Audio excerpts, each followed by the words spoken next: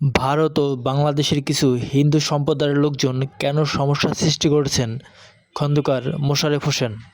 বিএনপির স্থায়ী কমিটির সদস্য খন্দকার মোশারেফ হোসেন বলেন, ভারত থেকে শুরু করে আমাদের এখানকার কিছু হিন্দু সম্প্রদায়ের লোক কেন এই ধরনের সমস্যা সৃষ্টি করেছে, সারা বিশ্বে বাংলাদেশে বদনাম করছে, হানাহানি করছে। এটাই কি উদ্দেশ্য? এখানে বিশৃঙ্খলা সৃষ্টি করা, যাতে এই সরকার ব্যর্থ হয় তার জন্য সব রকমের চেষ্টা করা, তা তারা করবে। ৬ ডিসেম্বর স্বৈরাচার ও গণতন্ত্র দিবস উপলক্ষে এক আলোচনা সভায় প্রধান অতিথির বক্তব্যে খন্দকার মোশারেফ হোসেন বলেন, আজ শুক্রবার সকালে জাতীয় প্রেস ক্লাবে এই আয়োজন করে ৯০-এর ডাকসু ও সর্বদলীয় ছাত্র ঐক্যের নেতারা। ছোটোখাটো সমস্যা নিয়ে নানা রকম ষড়যন্ত্র চলছে বলে অভিযোগ করে সবাই। খন্দকার মোশারেফ হোসেন বলেন, বাংলাদেশে কি হিন্দু সম্প্রদায়ের ৩ মাস ধরে বসবাস করে, নাকি স্বাধীনতার পর থেকে অত্যন্ত সম্প্রীতির মধ্যে দিয়ে তারা বসবাস করে? ধর্মবর্ণ নির্বিশেষে সবাইকে ঐক্যের আহ্বান জানিয়েছেন খন্দকার মোশারেফ হোসেন। বলেন, এখানে হিন্দু, মুসলিম, বৌদ্ধ, খ্রিস্টান বলতে কিছুই নেই।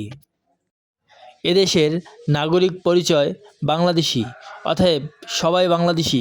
কেন এই ভেদাভেদ? ১৮ কোটি বাংলাদেশির ঐক্যবদ্ধ থাকলে কোনো দেশই ষড়যন্ত্র করে সফল হতে পারবে না। দেশ থেকে পালিয়ে গিয়ে আওয়ামী লীগ সরকার ষড়যন্ত্র করছে বলে অভিযোগ করেন বিএনপির এই নেতা। তিনি বলেন, তারা চেষ্টা করবে বাংলাদেশে একটি অশান্তি সৃষ্টির জন্যে, বিভেদ সৃষ্টির জন্যে যত দ্রুত সম্ভব সংস্কার করার দাবি জানান খন্দকার মোশারেফ হোসেন। সংস্কারের ক্ষেত্রে, নির্বাচনের ক্ষেত্রে, নির্বাচনের পদ্ধতির ক্ষেত্রে এবং নির্বাচনের একটি রোডম্যাপ দেওয়ার অগ্রাধিকার হওয়া উচিত বলেন তিনি। অন্তর্বর্তী সরকারকে নিরপেক্ষ সরকার করে বিএনপির এই স্থায়ী কমিটির সদস্য বিএনপির এই অন্তর্বর্তী সরকারকে সমর্থন করেছেন। এজন্য সমর্থন করেছেন একটি গ্রহণযোগ্য নির্বাচন দিয়ে জনগণের হাতে ক্ষমতা দিয়ে এই সরকার বিদায় হতে হবে। এর মাধ্যমে বিগত ১৫ বছর যে অন্যায় অত্যাচার হয়েছে, সর্বক্ষেত্রে সংস্কারের জন্যে বিএনপির এই সরকার সমর্থন করে।